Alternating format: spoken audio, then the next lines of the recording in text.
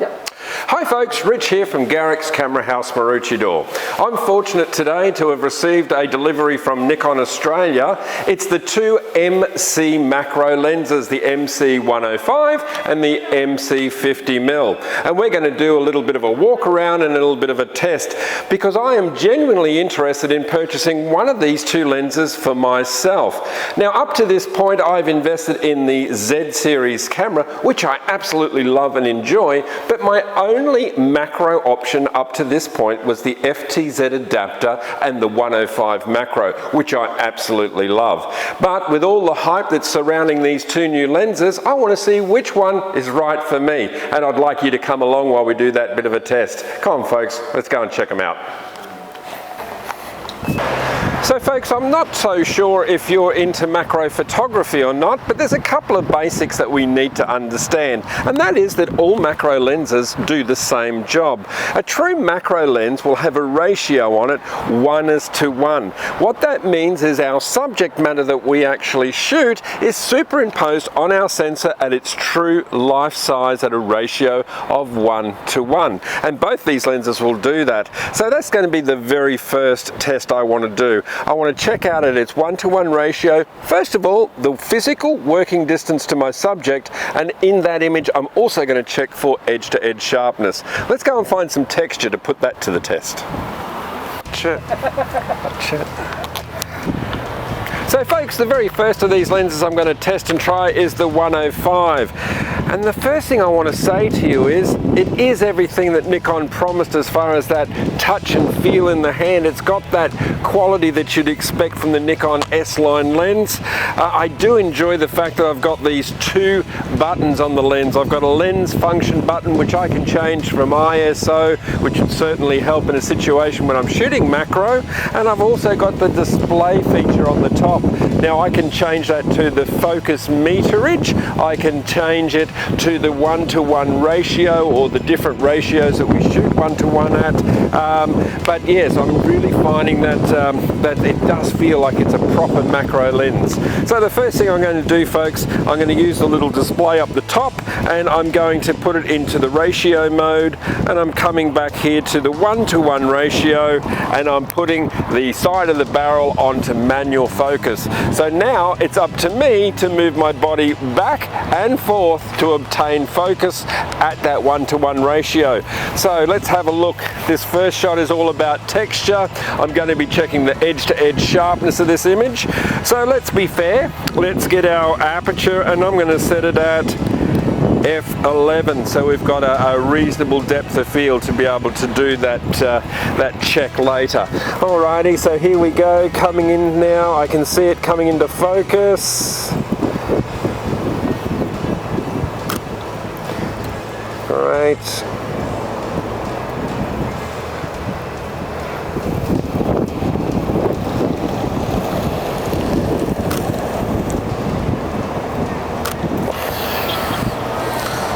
Couple of nice images there with a bit of texture. I think that'll be great for checking that 1:1. Okay, now the 50mm. First thing I'm going to do is put it onto the 1:1 ratio, and what you will notice is with this lens, as I change it to get to that 1:1 ratio, the lens protrudes from the body. Up it's coming now. Okay. F11, so we're keeping everything same. Oh, okay, well the very first thing I'm noticing is how much closer I've had to get to my subject in order to get that shot.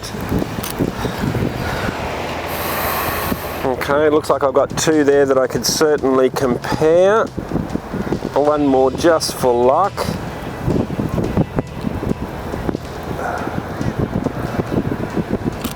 It's interesting that you notice just when you have to be right on top of your subject in order to get that 1:1 macro shot.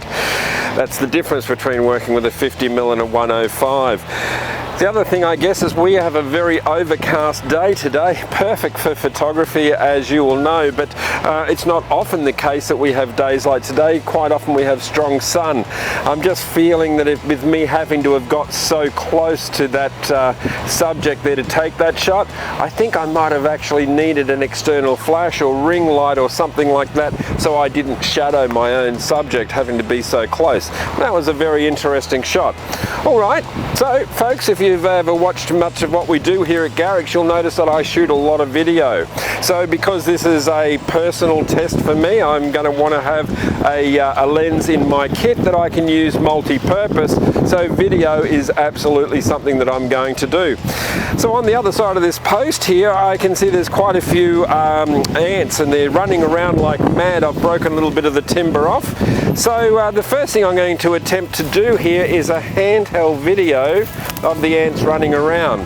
At this point, what I'm expecting is this 50mm lens is not VR. There's no vibration reduction on this lens, so it'll be interesting to compare these two to see what the VR stabilization working in conjunction with the Z6 body, just how well I can handhold something at high magnification.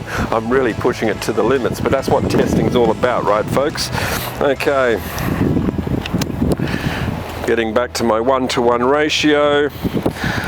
I'm also going to shoot this at f11. Okay, we'll push the record button. Okay, so let's do that first handheld test, 50mm. Pushing the record button now, still at that 1:1 ratio. And I'm physically moving my body in closer to bring it into focus. Trying my very best to keep this nice and stable.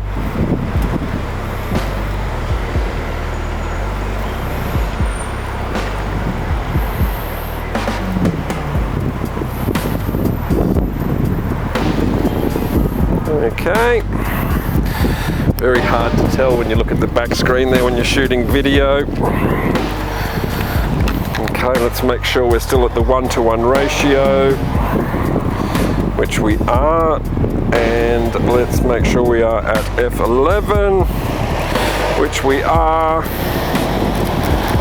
Okay, pushing record for video. So here we have the image stabilization in lens as well as in body for the camera. This will be very interesting just to see how this looks.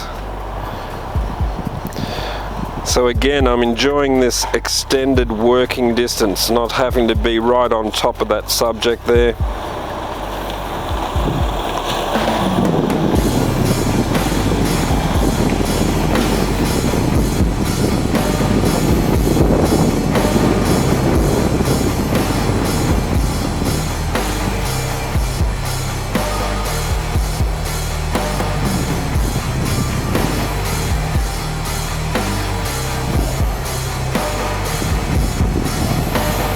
Okay, I think that's going to give us enough footage just to see how easy that was to handhold. I'd be very interested to see how the VR works in conjunction with the camera on that particular one.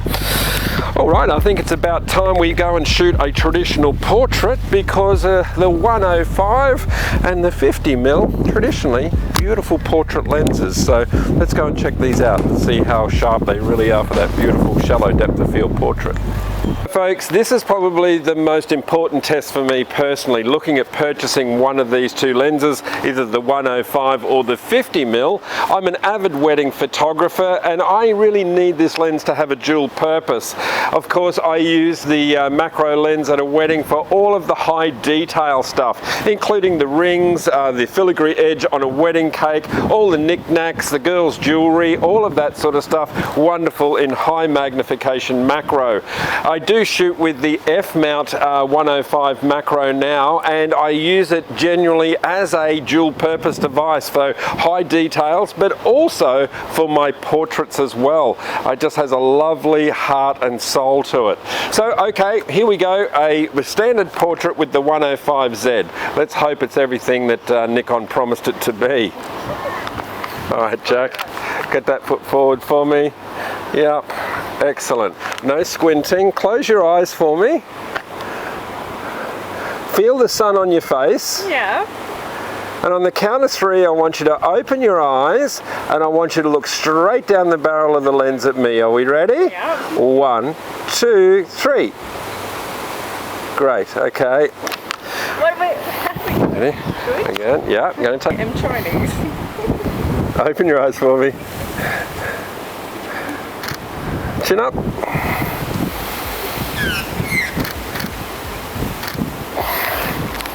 Okay.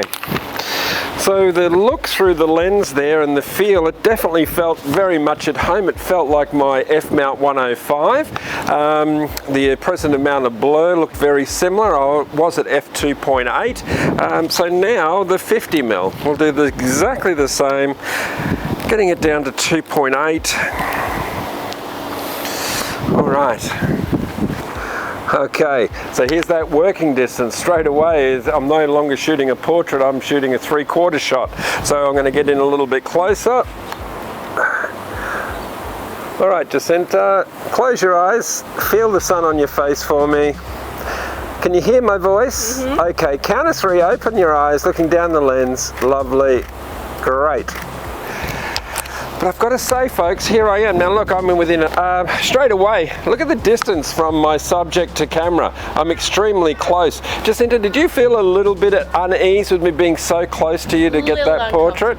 Yeah, I've got to admit that's probably a little bit uncomfortable for me too, particularly if it's someone I didn't know and I was photographing. That 105 giving me that working distance there certainly felt a more comfortable portrait lens. Thanks, Jacinta. All right, let's go and check out those images and see how they compare quality wise. Thanks for that, Jacinta. No worries. That was good. All right, spot on. Well, folks, I guess it's about time for me to get serious about which one of these 2 lenses is going to find its way into my camera bag. I did enjoy shooting the 50mm lens, and I've got to say to you that if you don't have a 50mm lens in your camera gear, then you should definitely consider this lens for yourself. I found it to work very, very well as a macro lens. I was a little surprised at how close I had to be to get that 1:1 ratio, but I think that's only because I have been used to using a 105 focal length in the past. The things that I certainly enjoyed about the 50mm was I had a much wider angle of view.